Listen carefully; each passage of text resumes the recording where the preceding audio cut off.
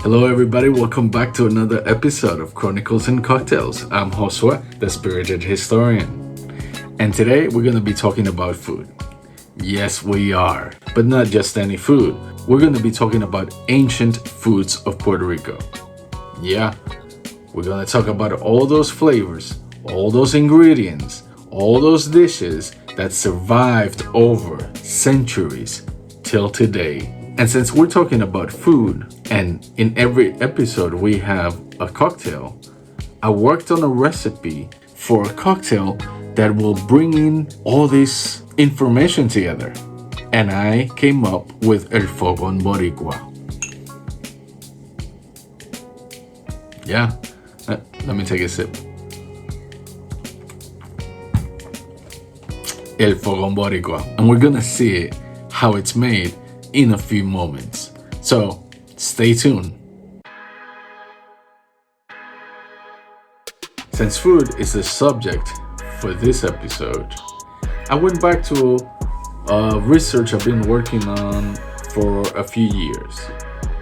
I'm researching food, historical foods, historical ingredients.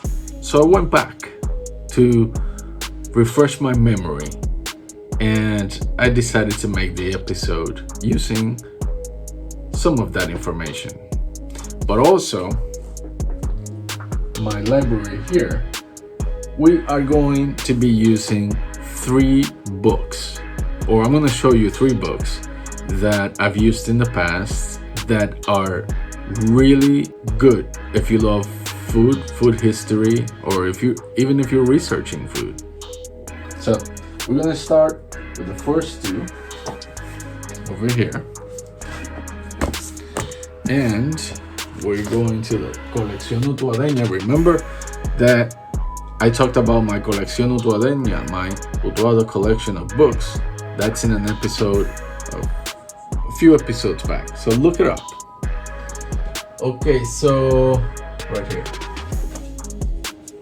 3 little books, and we have to talk about a historian that recently passed away. His name is Cruz Miguel Ortiz Cuadra, and this is one of his books. This is certainly the one that I go to a lot, and this book explains and researches and concludes the foods that we eat and why do we eat them. He analyzed the culture, he analyzed the ingredients. He really went deep into foods in Puerto Rico. And I showed you this book in the video about the Colección Utuadeña. This book is from Rosa Hernandez, and it's her collection of recipes. This was published originally in the 1960s, and it has a lot of interesting recipes, and they are in like a very informal format. It's not like a structured recipe. And then we're going to the first book ever published in Puerto Rico about food, and this book was published in 1859, and it's titled El Cocinero Puertorriqueño. Great recipes here. I've done many myself, and of course there are foods or dishes that we don't eat anymore, or that have evolved throughout the years and the centuries, no? So yeah, and this one is in a very similar format.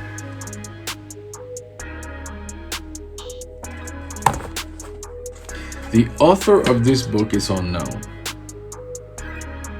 and that makes it very interesting because we really don't know who it was.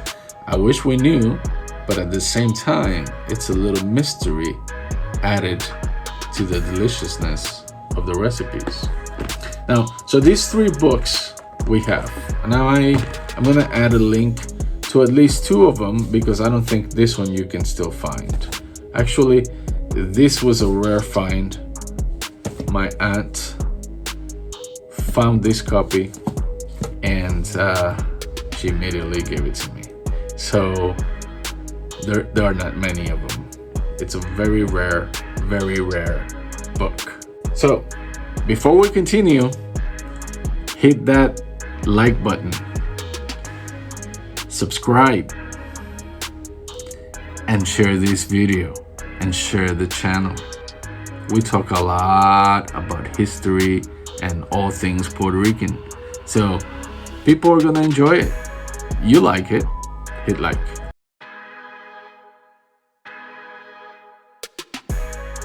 Long before Cristobal Colon arrived in the shores of Puerto Rico in 1493, the Taíno people already had developed a complete culinary world, one that reflected both ingenuity and harmony with nature. Their main ingredient was yuca, the sacred root. We still eat yuca today. From it, they made casabe, a flatbread baked on clay griddles called buren. The process was intricate, grating, pressing, and drying to remove the poisonous juices from it. But what remained was a food so durable that Spanish explorers adopted it and took it on their voyages. Alongside yuca, the Taínos also cultivated batata, ñame, and yautía, the very same roots that we still eat with our guisos. They seasoned their food with ají dulce and recao, and complemented their meals with avocado, guava, guanábana, and papaya. Their diet wasn't primitive. It was balanced, rich, and centuries ahead in nutritional design. Archaeological digs at Punta Candelero in Humacao show starch traces of yuca dated to over 1,000 years ago. That means that Puerto Rico has been eating casabe for more than a millennium. And so when we eat casabe today, we're not just tasting bread, we're tasting memory.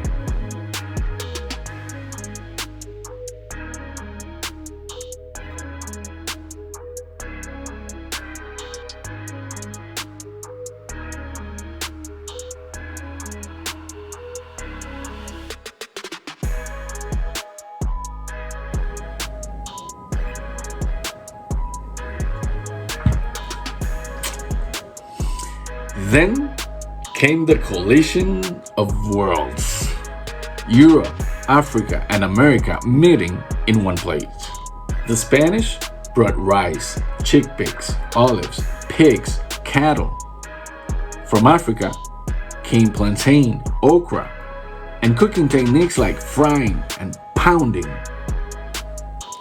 Out of this mixture emerged dishes that today feel inseparable from Puerto Rico itself. One of my favorites, the Bacalao guisado con viandas, born from the 16th century trade between Spain and Newfoundland. Salted cod, preserved for months at sea, found new life when paired with our earthy roots, yautía, ñame, and batata.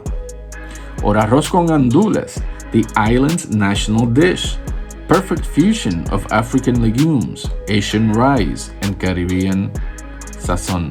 The first record of pigeon peas in the Caribbean dates to the 1600s, appearing in convent recipes preserved in the archives of Sevilla. And then there's Caldo Santo, one of my favorites, and I make this every Holy Week, every Semana Santa, after I went to Loíza and learned how it was prepared. Lo que quieran saber cómo es que se prepara el espesor de nuestro caldo santo es de esta manera. El truco conlleva, aparte de las verduras, lo que nos hace ser un caldo santo, tal como nuestros queridos ancestros, ¿verdad? Nuestros indígenas, confeccionaban su caldo en aquellos entonces. Este es el mortero actual, pero antes se utilizaban las piedras, cuando ellos estaban en su mejor proceso de confección culinaria. Leche de coco tibia, con el sabor y el recoco correspondiente.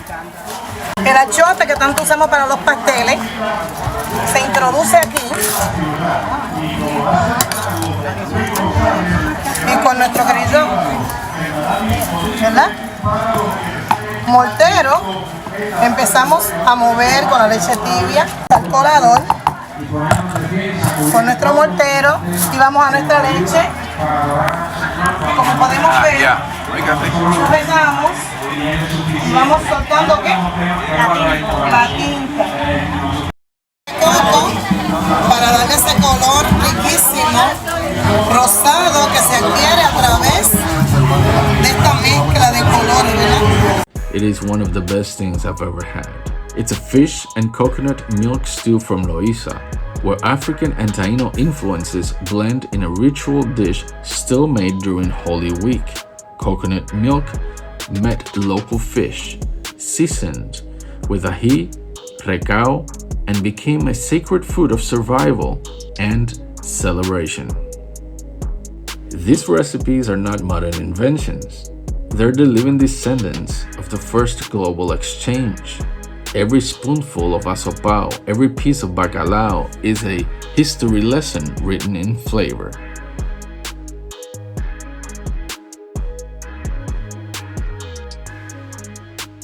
Okay, enough talking and let's get mixing. Let's go and make a cocktail.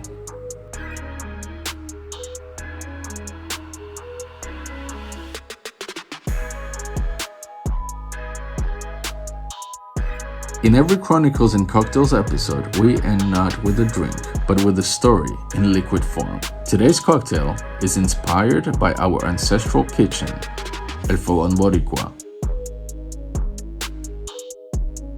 We begin with 2 ounces of Puerto Rican aged rum, the fire of our identity. Then 1 ounce of coconut water, the element of life that sustained Taíno and African alike. A touch of honey for the sweetness that connects all our cultures.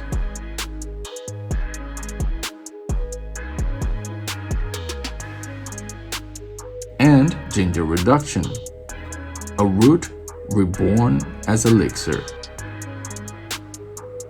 And finally, 2 dashes of cocoa bitters, the flavor of Africa that still beats in our veins.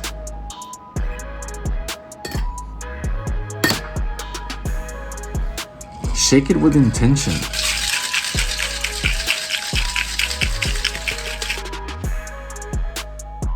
Pour it with respect.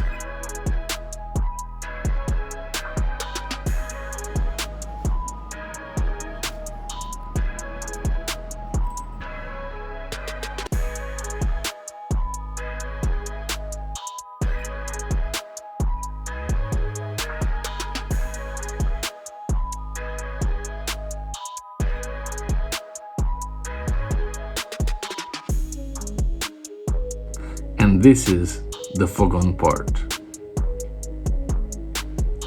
Smoke.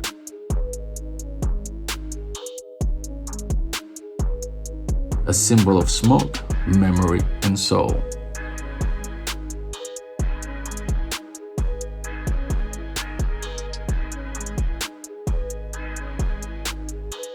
This is not just a cocktail, it's a bridge across centuries.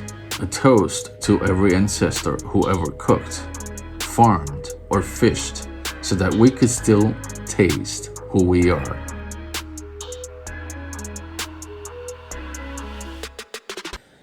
Yeah, and just like that, we have a cocktail.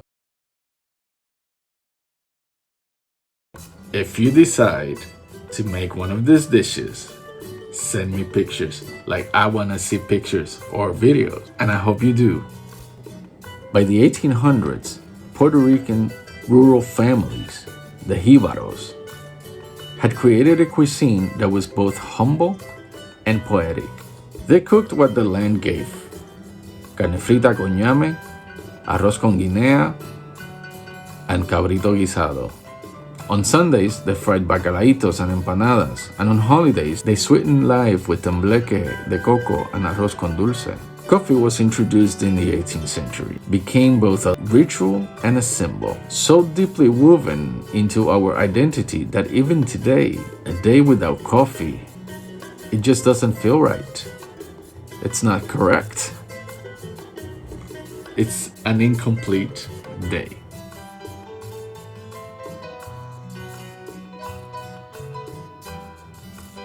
These were not luxurious meals. They were acts of creativity, resistance, and love. They kept alive the flavors that the world once tried to erase.